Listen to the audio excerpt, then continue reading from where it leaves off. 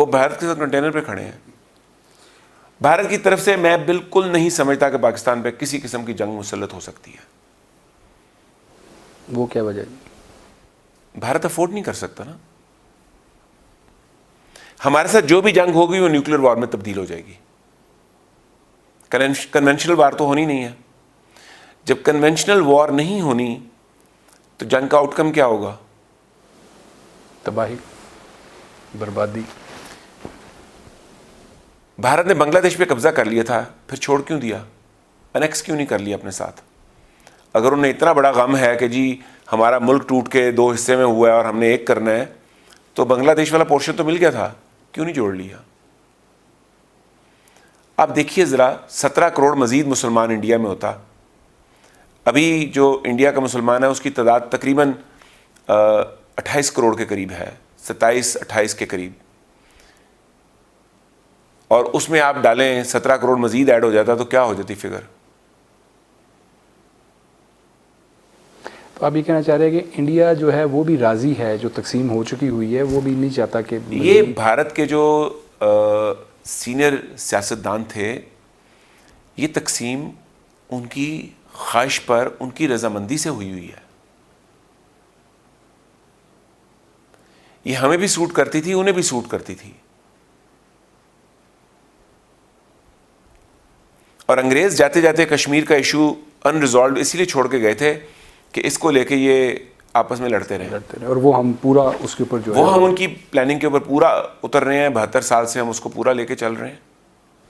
अब जो मतलब सिचुएशन बन गई है, वहाँ से ये इतलात आ रही हैं कि लद्दाख के बॉर्डर पे जो है वो चाइना के साथ भी जो है वो रिफ्ट जो है वो बढ़ रही है और वहाँ पे भी झड़पें हो रही हैं। कोई ऐसी इतला नहीं मिली कि उसकी हलाकत कोई हो या कोई, लेकिन वो क्या मसला बना हुआ है। और वो यानी कि पहले तो हम थे ना, हम हर एक के साथ जो है वो हमारा था कि हिंदुस्तान के साथ भी, ईरान के साथ भी, अफ़गानिस्तान के साथ भी।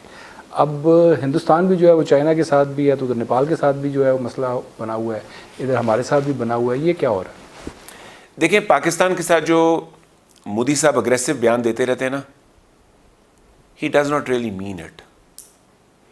आपको याद है जब अभिनंदन का जहाज़ यहाँ गिरा था तो यहाँ ऐसा पैनिक क्रिएट हुआ था कि पूरी फुल फ्लेज वॉर होने जा रही है। यहाँ बड़े लंबे लंबे इजलास हो रहे थे। और तो मैंने प्रोग्राम में भी बैठ के कहा था और आपके साथ अकेले में भी कहा था, ये जंग नहीं हो सकती, आगाज़ ही नहीं हो सकता इसका। बिल्कुल कहा। लेकिन चाइना के साथ जो जंग होगी वो न्यूक्लियर वॉर नहीं होगी।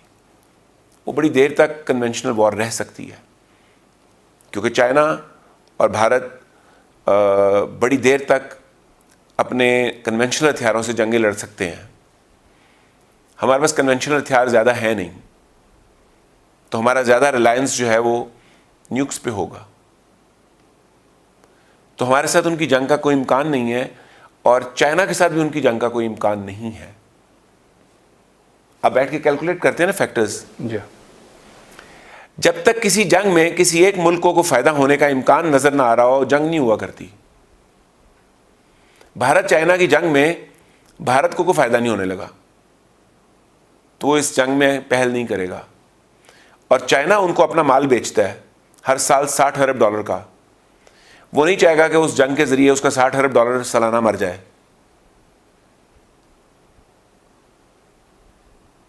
और $60 अरब पाकिस्तान के पास आ जाएं तो हमारी तो पूरी लॉटरी निकल है। तो यानी कि ये इसी तरह जो हल्का फुल्का जो है वो ये बजट के दिनों का शुगल होगा और बजट के दिनों का शुगल बाद में, हाँ इसमें स्ट्रेटजीज़ भी इन्वॉल्व हैं। वो स्ट्रेटजीज़ जहाँ तक भी जाएंगी वो जंग की नौबत तक नहीं लेके जाएंगी। ये उधर का भी बजट बढ़ेगा। यानी अगर भारत पाकिस्तान पे प्रेशर डाल के पाकिस्तान को अंडर प्रेशर ले आता है तो चाइना को ये सूट नहीं करेगा। चुनाचे वो लद्दाख में अपने आप को थोड़ा एक्टिव करने की कोशिश करेगा ताकि भारत देख ले कि मैं भी आ गया हूँ, और भारत ज़्यादा हिम्मत ना करे कि आगे बढ़ना है। जब चाइना फैक्टर ऐड हुआ है तो मोदी साहब ने चाइनीज़ प्राइम मिनिस्टर पे एक जुमला नहीं कसा, चाइनीज़ फ़ौज के बारे में उन्होंने एक जुमला नहीं कहा। वो जितने जुमले हैं वो सिर्फ पाकिस्तान के बारे में कहते हैं क्योंकि वो उन्हें सूट करते हैं। लेकिन अगर उन्होंने चाइना के बारे में जुमला कहे तो ये जुमले जंग की तरफ लेके जा सकते हैं। ये इधर से एक जुमला बोलेंगे, उधर से फिर 2 जुमले आएंगे, तो फिर वो हालात गर्म हो जाएंगे। तो वो नहीं बोलेंगे ऐसे जुमले। बहुत बोलेंगे तो कैलकुलेट करके बोलेंगे, दोस्ती की बात करेंगे, इख्तलाफात को ख़त्म करने की बात करेंगे, जंग की धमकी नहीं देंगे।